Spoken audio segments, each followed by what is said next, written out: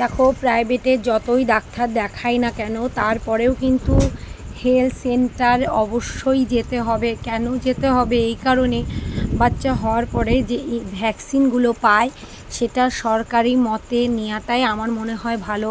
কেন আমার প্রথম যখন ছেলে হয়েছিল, আমার পাশে বসে আছে আমার ছেলে, তখন কিন্তু আমি প্রাইভেটে কিছুটা ইঞ্জেকশন দিয়েছিলাম। 2000 2500 করে টাকা নেয়।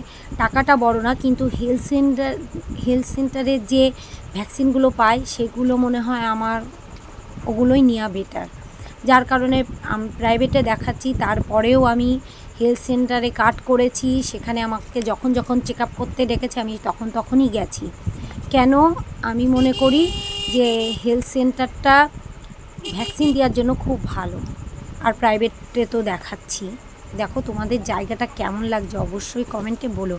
আমার কিন্তু এই জায়গাগুলো দারুণ লাগে। এই জায়গাগুলো আগে মানুষ যেতে ভয় পেত, আর এখন অসংখ্য বাড়ি হয়ে গেছে। জায়গাগুলো এত সুন্দর, পরিবেশটা এত দারুণ, মানে মনটা একদম ভরে যায় এই সমস্ত জায়গা।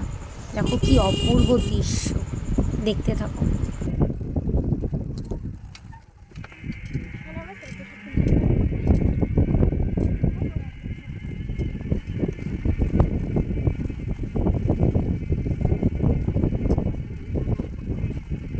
শুনতে কত আসছে। ওই হেলথ সেন্টারটা সামনে আছে না, একটু ওখানে নিয়ে যান। হ্যাঁ সামনে দেখো হেলথ সেন্টারে চলে এসেছি। এখানে না আসলে হবে না, দেখতেই পাচ্ছ বোর্ড। আর এখানে হেলথ সেন্টারে যেহেতু চেক আপের জন্য আসতে বলেছে, এবার ভিতরে মোবাইলটা অ্যালাউ আছে কিনা আমি জানি না। দেখতে পাচ্ছ ওই দেখো হেলথ সেন্টার, আর ভিতরে অ্যালাউ আছে কিনা আমি জানি না, যার জন্য ভিতরে আমি নিতে পারছি না। হেলথের নিষেধ আছে, মোবাইল অ্যালাউ নেই। তারপরে আমি যতটুকু পেরেছি চেষ্টা করেছি তোমাদের জন্য ভিডিওটা করার। আর আমি যাওয়ার পরে দেখি একজনকে চেক আপ করছে দিদিটা। তারপর পরে আমাকে ডেকেছে। দেখো এই যে হলুদ চুড়িদার পরা এই দিদিটাই আমাকে চেক আপ করেছে, খুবই ভালো ওরা। থেকে বেরিয়ে যাচ্ছি আমরা, আর বেরিয়ে রাস্তা দিয়ে হাঁটছি। কেন ওর ভিতরে মোবাইল অ্যালাউ নেই। কেন যে দিদিমণি তার ছবি তুলছিল একজন, বললো দেখো এটা উচিত নয়। কেন আমাদের হেলথ সেন্টারের থেকে আসে, মানে বিভিন্ন খারাপ, মানে বললো না না না কেউ তুলবে না। যার কারণে আমরা তুলিনি ভয়তে। আর আমি তুলিনি, যেহেতু আমাকে ওনারা খুব ভালোবাসে। এবং মানে সেই ভিডিও যদি করতে পারতাম এবং তোমাদের দেখাতে পারতাম, তাহলে তোমরা বুঝতে যে মানে কতটা ভালোবাসে। গেলে এতটা ভালোবাসাটা হয়তো বা কোনো হেলথ সেন্টারের থেকে দেয় কিনা জানি না। ওনারা আমাকে প্রচণ্ড ভালোবাসে, যার কারণে আমি এমন কিছু করবো না ওনাদের ছবি তুলে যে একটা খারাপ মনে করবো তারা আমাকে করে, তাই না?